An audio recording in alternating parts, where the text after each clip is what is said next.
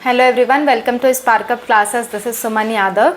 आज हम बात करेंगे कौन कौन से डॉक्यूमेंट्स आपको ले जाने हैं फिज़िकल वेरिफिकेशन के लिए फॉर BBAU काउंसलिंग, और किस किस डेट को आपकी काउंसलिंग है। वंस अगेन मैं क्लियर कर दूंगी क्योंकि मेरे ही द्वारा कुछ कन्फ्यूजन क्रिएट हो गई थी। आई am really sorry for that. I am also a human being, so mistake can happen. I am really sorry for it. I will make sure that again ये मिस्टेक ना हो. Okay, human beings are bound to make mistakes, so I am really sorry for that. Again and again I am apologizing for it. So dates मैं firstly clear कर देती हूँ। जिनका भी first round में काउंसलिंग का में नाम आया था, फर्स्ट राउंड की मेरिट लिस्ट में नाम आया था, उनकी फिजिकल वेरिफिकेशन 5 सितंबर को यानी आज होनी थी। ठीक है।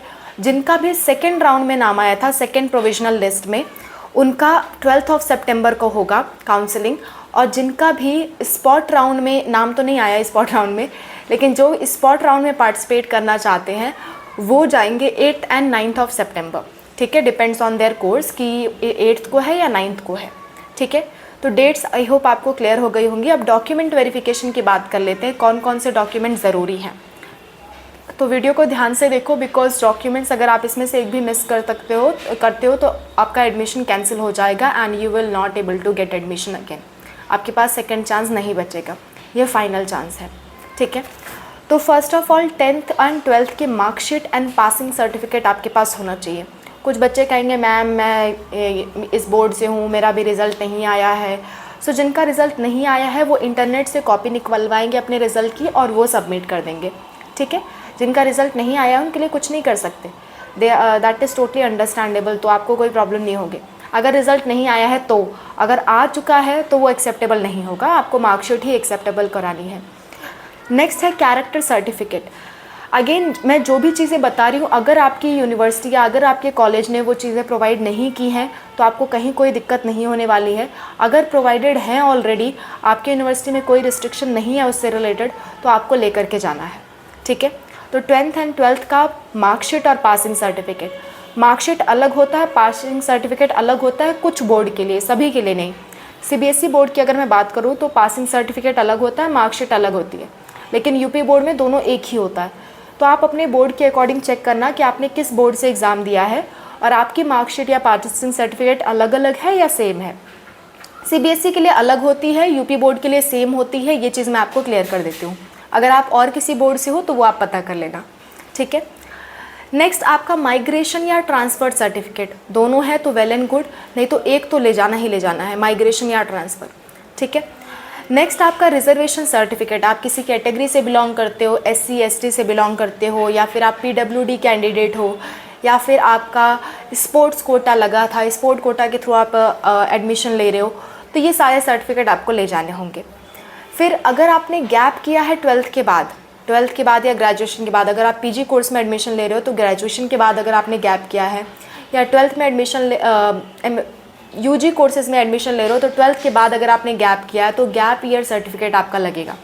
जैसे मान लो आपने 12th पास आउट किया था 2021 में और आप इस साल जाके एडमिशन ले रहे हो 2023 में, तो आपको 2 साल का गैप ईयर सर्टिफिकेट लगाना पड़ेगा।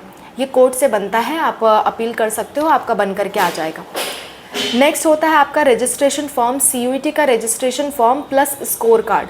ये 2 चीज़ का प्रिंट आउट निकलवा के आप रखना।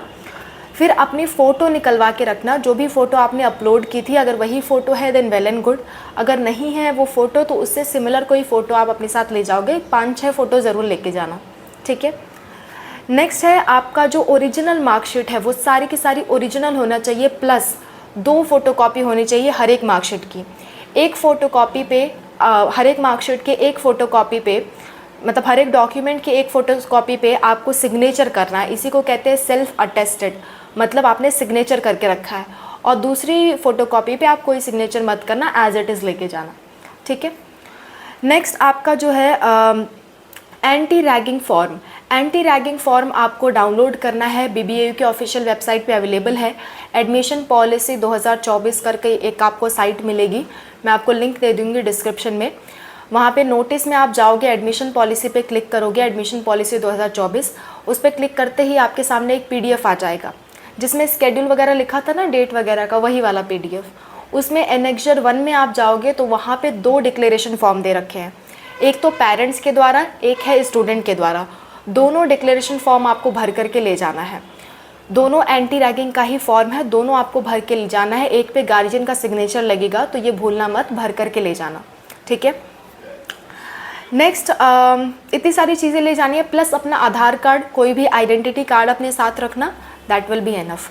सो इतनी चीज़ें अगर आप साथ लेके जाते हो तो आपको कहीं कोई दिक्कत नहीं आएगी। एंड अगेन सबकी फ़ोटोकॉपी ज़रूर रखना, अपनी फ़ोटो, आधार कार्ड, ये सारी चीज़ें ज़रूर रखना। और भी कोई दिक्कत, कोई परेशानी आती है, so do let me know.